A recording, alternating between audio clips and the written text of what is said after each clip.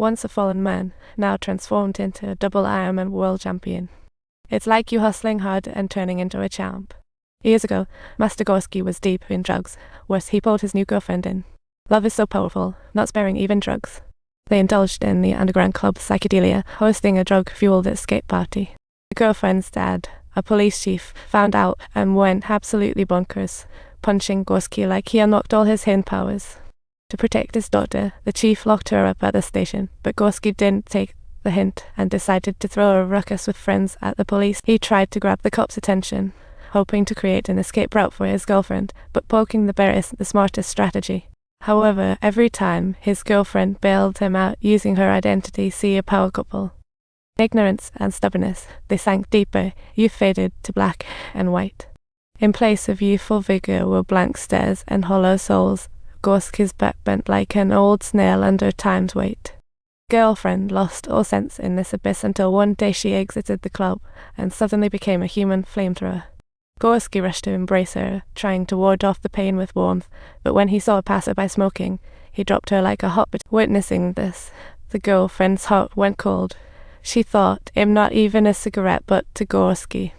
She exerted all her strength to push Gorski away, preparing to leave this man who had plunged her into despair forever. But when Gorski received the news of her pregnancy, shock and joy intertwined across his face. She dashed home, eager to share good news, only to find her parents fighting. Years of suppressed anger exploded in an instant. She rushed in to stop them, but got knocked to the ground by her dad's classic case of "don't mess with the no blood flowed." It couldn't match her heartache. Her golden dreams crashed into her father's ruthlessness, leaving shards. She grabbed the award photo, sounded it on the wall, her mind saying, "Dad ruined my life," but her pride was a spring breeze. Deeply concerned about her daughter's injuries, the mother immediately rushed her to the hospital for stitching. But even such profound motherly love could not ultimately awaken her daughter's heart that had become numb due to pain. Feeling even bolder, she sneaked into the pharmacy while the doctor wasn't looking, enjoying the thrill of shopping. Unfortunately, this escapade was interrupted by Dr. Ova returning, locking her in the pharmacy, a twist of fate. Ironically, Gorski managed to inject himself under the doctor's gaze, as if a little performance was playing out.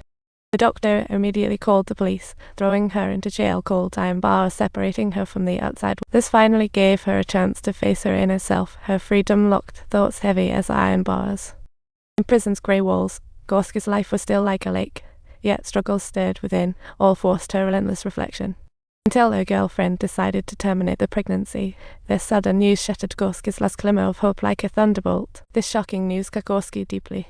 Back in her cell, she snapped a fork, turning into super awkward war. Gathering courage, she swallowed her broken fork. The intense pain left her gasping, her consciousness fading like a nightmare. "Aren't you gonna see me? You don't really want to look, huh?"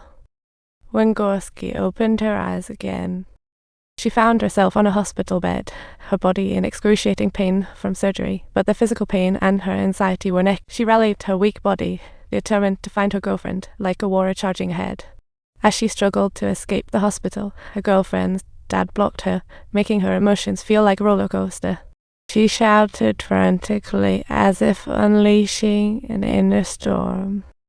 When Gorski's release day came, she was like a runaway horse, racing to her girlfriend's, ready to act. But the chief had set up a trap, leaving her no chance to be alone with her girlfriend. Her heart sank in helplessness and regret. Feeling like alone with no luck finding her girlfriend, she went to the club to spill her heart to her bruise, emotions swelling like a mixed bag of "I want to quit drugs and be a responsible dad," she said, only to fall back into addiction.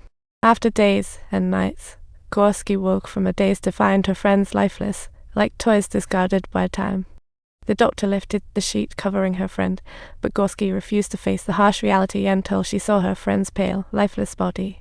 At that moment, the fear of death washed over her like a tidal wave, echoing Dr. Ova's warnings in her ears like the cry of a raven. The death of a friend was a wake-up call, shaking Gorski's numb heart awake, and she suddenly felt a sense of realization. Once you fall into the abyss of addiction, quitting is as tough as climbing to the heavens, or as easy as running a marathon. The friend's funeral was as bleak as a wintry morning fog, with only the pastor and a few staff to witness it. Gorski placed a radio on her friend's coffin, playing his favourite song on repeat, telling the tale of his short tragedy. The girlfriend appeared at the funeral with her father, and Gorski could hardly believe it, like a miracle reunion. When Gorski touched her girlfriend's pregnant belly, she realised their child was still alive, but the joy quickly turned sour as her father-in-law's anger interrupted. Watching her girlfriend leave, Gorski decided to change, like after an adrenaline shot. Yeah, quitting a 4-year addiction felt like an impossible mission. The challenges awaited her. The withdrawal pain pierced her heart like countless arrows, continuously eating away at her will and body. The inner demons took the opportunity, tempting her toward the edge of death, resembling a dangerous. Luckily, her mom arrived just in time, halting this mental breakdown and giving her a glimmer of hope.